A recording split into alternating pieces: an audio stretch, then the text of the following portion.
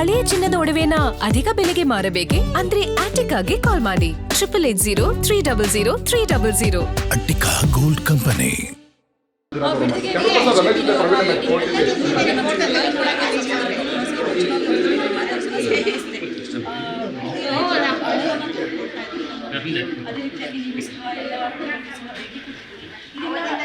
ಸ್ಥಿತಿ ನೋಡಿ ಏನು ಅನಿಸ್ತು ಸರ್? ಇವಾಗ ಯಾವಾಗಲೂ ಅಷ್ಟೇ ಪ್ರತ್ಯಕ್ಷವಾಗಿ ನೋಡಿದರೆ ವಾಸ್ತುಸ್ಥಿತಿ ಅರ್ಥ ಆಗುತ್ತೆ. ಇವಾಗ ನಾವು ಇಲ್ಲೆಲ್ಲ ಬೈರಮಂಗಲ ಸುತ್ತಮುತ್ತ ಕೆಂಪೈನ ಪಾಳ್ಯ ಈ ಕಡೆ ಎಲ್ಲ ನೋಡಿದಂಥ ಸಂದರ್ಭದಲ್ಲಿ ಎಲ್ಲ ಕಡೆ ನಾವು ರಸ್ತೆನಲ್ಲಿ ಹೋಗ್ಬೇಕಾದ್ರೆ ಎಡಭಾಗದಲ್ಲೂ ತೋಟಗಳಿದೆ, ಬಲಭಾಗದಲ್ಲೂ ತೋಟಗಳಿದೆ, ಎಲ್ಲ ಹಸಿರು ಹಚ್ಚು ಆಗಿದೆ. ಇದು ಇಲ್ಲಿ ರೈತರು ಹೇಳಿದರು ಅಂದರೆ ಕೆಲವರು ಏನು ಹಬ್ಬಿಸ್ತಾ ಇದ್ದಾರೆ ಅಂದರೆ ಇಲ್ಲ ಸಣ್ಣ ಹಿಡುವಳಿದಾರರು 1/2 ಎಕರೆ 1 ಎಕರೆ 2 ಎಕರೆ ಇರೋರು ಮಾತ್ರ ವಿರೋಧ ಮಾಡ್ತಾ ಇದ್ದಾರೆ, 10-20 ಎಕರೆ ಇರೋರು ಯಾರೂ ವಿರೋಧ ಮಾಡ್ತಾ ಇಲ್ಲ ಎನ್ನುವ ಒಂದು ಸುಳ್ಳು ಸುದ್ದಿಯನ್ನು ಹಬ್ಬಿಸ್ತಾ ಇದ್ದಾರೆ. ನಾವು ದೊಡ್ಡ ಹಿಡುವಳಿದಾರ ರೈತರನ್ನೇ ನಾವು ಹೋಗಿ ಅಲ್ಲಿ ಸ್ಥಳೀಯವಾಗಿ ನೋಡಿದಂಥ ಸಂದರ್ಭದಲ್ಲಿ ಸರ್ ನಮಗೆ 10 ಎಕರೆ ಇದೆ, ನಮಗೆ 15 ಎಕರೆ ಇದೆ, ನಾವು ರೇಷ್ಮೆ ಬೆಳೀತಾ ಇದ್ದೀವಿ, ನಾವು ತೆಂಗು ಬೆಳೀತಾ ಇದ್ದೀವಿ, ನಾವು ಸಪೋಟ ಬೆಳೀತಾ ಇದ್ದೀವಿ, ನಾವು ಬಾಳೆಹಣ್ಣು ಎಲ್ಲ ಬೆಳೀತಾ ಇದ್ದೀವಿ, ನಮಗೆ ಇದೇ ಒಂದು ಸಂಜೀವಿನಿ. ಸೊ ಅದರಿಂದ ನಾವು ಈ ಜಮೀನನ್ನು ಈ ಟೌನ್ಶಿಪ್ಗೆ ಕೊಡೋದಕ್ಕೆ ನಾವು ತಯಾರಿಲ್ಲ ಅನ್ನುವ ಮಾತನ್ನು ಹೇಳಿದ್ದಾರೆ. ಇನ್ನೊಂದು ಬಹಳ ಮುಖ್ಯವಾದದ್ದು, ನೀರು ಕೂಡ ಇಲ್ಲಿ ಚೆನ್ನಾಗಿದೆ. ಒಂದಿಬ್ಬರು ರೈತರು ಹೇಳಿದರು ಅವ್ರಿಗೆ 10 ಎಕರೆ 15 ಎಕರೆ ತೋಟ ಇದೆ ಸರ್, 150 ಅಡಿಗೆ ಇಲ್ಲಿ ನೀರು ಸಿಗ್ತಾ ಇದೆ ಅಂತ. ಸೊ ಅದರಿಂದ ಯಾಕೆಂದರೆ ಇದು ಜಮೀನು ಅನ್ನೋದು ಒಂದು ಗೋಲ್ಡ್ ಇದ್ದಂಗೆ, ಚಿನ್ನ ಅಥವಾ ಅಕ್ಷಯ ಪಾತ್ರೆ ಇದ್ದಾಗೆ. ಸೊ ಅದರಿಂದ ಇದನ್ನು ಸರ್ಕಾರ ಕೈ ಬಿಡಬೇಕು. ಇಲ್ಲಿ ಬಂದು ನಾವು ಎಕ್ಸ್ಪ್ರೆಸ್ ಹೈವೇನಲ್ಲಿ ಹೋಗಿ ನೋಡಿದರೆ ಗೊತ್ತಾಗಲ್ಲ, ಎಕ್ಸ್ಪ್ರೆಸ್ ಹೈವೇನಲ್ಲಿ ಇದೇನು ಕಾಣಲ್ಲ. ನಾವು ಇಂಟೀರಿಯರ್ ಬಂದರೆ ಚೆನ್ನಾಗಿ ಕಾಣುತ್ತೆ. ಇದು ನಿಜವಾಗ್ಲೂ ಫಲವತ್ತಾದ ಭೂಮಿ ಇದು.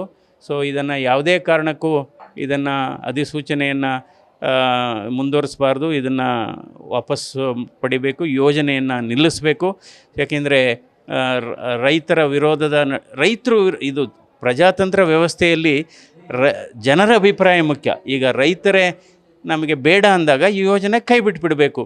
ಅದಕ್ಕೋಸ್ಕರ ಸನ್ಮಾನ್ಯ ಮುಖ್ಯಮಂತ್ರಿಗಳಲ್ಲಿ ಸರ್ಕಾರದಲ್ಲಿ ನನ್ನ ಮನವಿ ಏನಪ್ಪ ಅಂದರೆ ಈ ಅಧಿಸೂಚನೆ ವಾಪಸ್ಸು ಪಡೆಯುವ ಮೂಲಕ ಮತ್ತು ಈ ಬಿಡದಿ ಟೌನ್ಶಿಪ್ಪನ್ನು ವಾಪಸ್ಸು ಇದು ನಿಲ್ಲಿಸುವ ಮೂಲಕ ಈ ಭಾಗದ ರೈತರಿಗೆ ನೀವು ಒಂದು ಕೊಡುಗೆ ಕೊಡಿ, ಕ್ರೆಡಿಟ್ ನೀವೇ ತಗೊಳ್ಳಿ. ಸರ್ ಅದೇ ರೀತಿಯಾಗಿ ರಾತ್ರೋರಾತ್ರಿ ಏನು ಬಿಜೆಪಿ ನಿಯೋಗ ಇವತ್ತು ಬರುತ್ತೆ ಅನ್ನುವಂಥದ್ದು ಗೊತ್ತಾಗಿ ಪ್ರಮುಖ ರಸ್ತೆಗಳಲ್ಲಿ ಪೋಸ್ಟರ್ನ ಸಹ ಅಂಟಿಸಿದ್ರು. ಕುಮಾರಸ್ವಾಮಿ ಅವರ ವಿರುದ್ಧ ಆಗಿರ್ಬೋದು, ರಾಜ್ಯಾಧ್ಯಕ್ಷ ವಿಜಯೇಂದ್ರ ಅಶೋಕ್ ಅವರ ವಿರುದ್ಧ ಆಗಿರ್ಬೋದು. ಸೊ ಹೀಗಾಗಿ ಕಾಂಗ್ರೆಸ್ ತಮ್ಮ ಪೋಸ್ಟರ್ ವಾರನ್ನು ಸಹ ಶುರು ಮಾಡ್ಕೊಂಡಿದೆ. ಇದ್ರ ಬಗ್ಗೆ ಏನು ಹೇಳ್ತೀರಿ? ಅಂದರೆ ಅಕ್ರಮ ಭೂಮಿಯನ್ನು ಇವರೇ ಹೊಂದಿದ್ದಾರೆ ಅನ್ನುವಂಥದ್ದು. ಇಲ್ಲ, ಅದು ಅಂದರೆ ಅದೇ ಹೇಳುತ್ತೆ ರೈತರು ಈ ಯೋಜನೆ ಪರವಾಗಿಲ್ಲ ಅಂತ.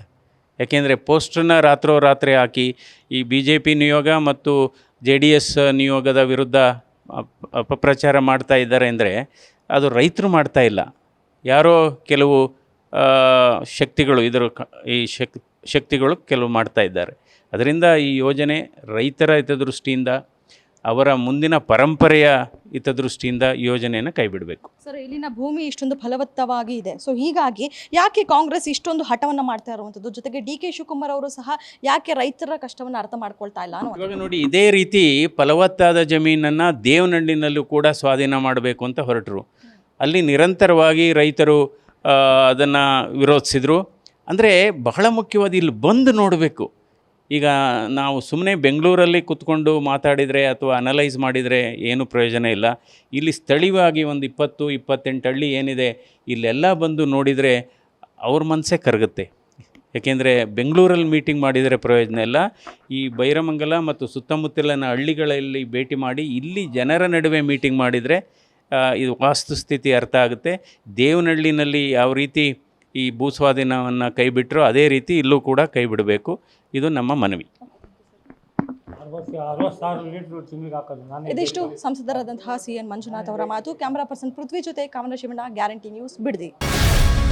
ಗ್ಯಾರಂಟಿ ನ್ಯೂಸ್, ಸುದ್ದಿ ಖಚಿತ, ನ್ಯಾಯ ನಿಶ್ಚಿತ.